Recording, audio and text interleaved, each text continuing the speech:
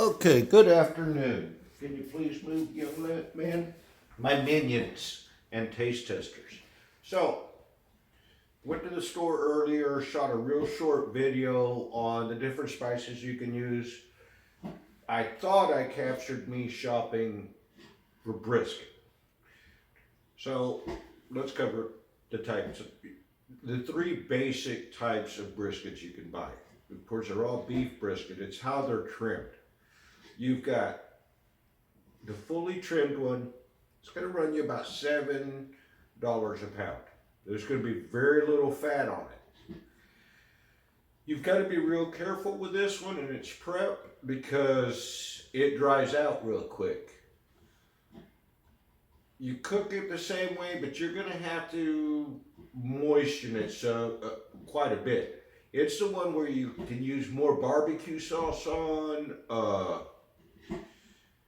It's going to have a little bit more, to me, it's a little tougher. So I don't use it very much unless I'm going to make a jerky or something where I'm going to be frying it again with some other foods, such as tacos.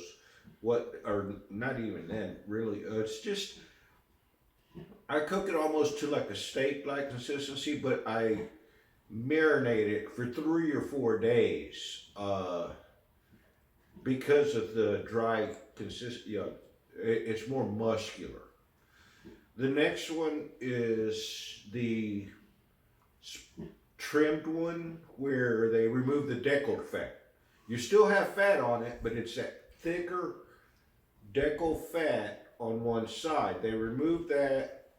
You're going to pay about $6 a pound. So I like it, yes, especially if it's on sale. But my go-to is the untrimmed, and that's where you get it for like $5 a pound. You can actually get a 15-pound brisket for the same price as a 10-pound trimmed. Or actually, they're a little lighter than that. And when you get the fully trimmed, there's hardly any brisket, size-wise, for what you pay. So I get the one where it hasn't been trimmed, and what I myself do with it, I'll trim some of that deckle fat off if there's a whole lot of it.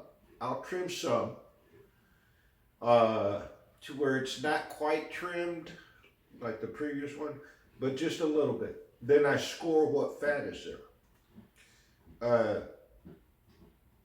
I can marinate that overnight, more of a briny solution, let it dry, and then put my rubs on it.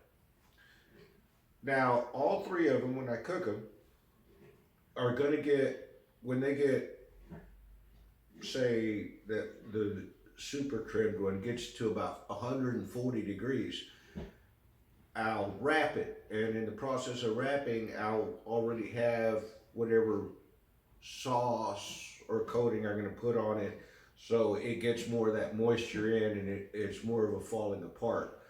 I do the same thing at about 160 with the trimmed one. Now, the completely untrimmed, I let it get to 180, 190. Then I wrap it. And I let that go till it gets to 200, 210 degrees. What that happens is all that fat starts breaking down. When you wrap it, it just breaks down. And turns to juices, it's just really good.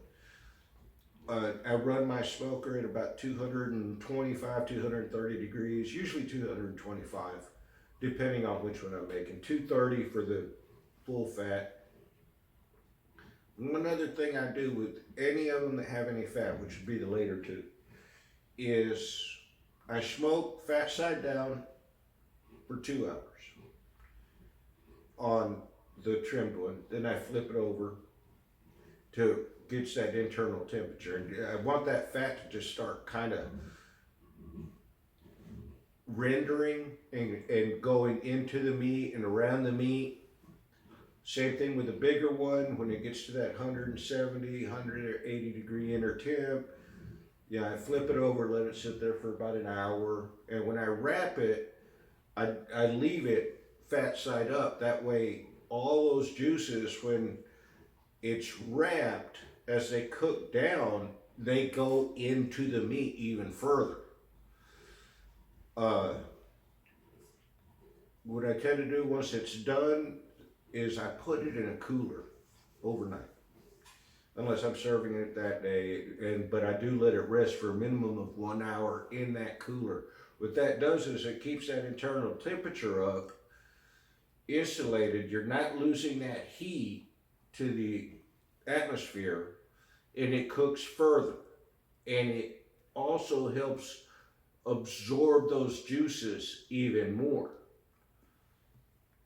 A little trick I learned. So try that. Now we're going to move off into the kitchen, and I'm going to show you some things I do.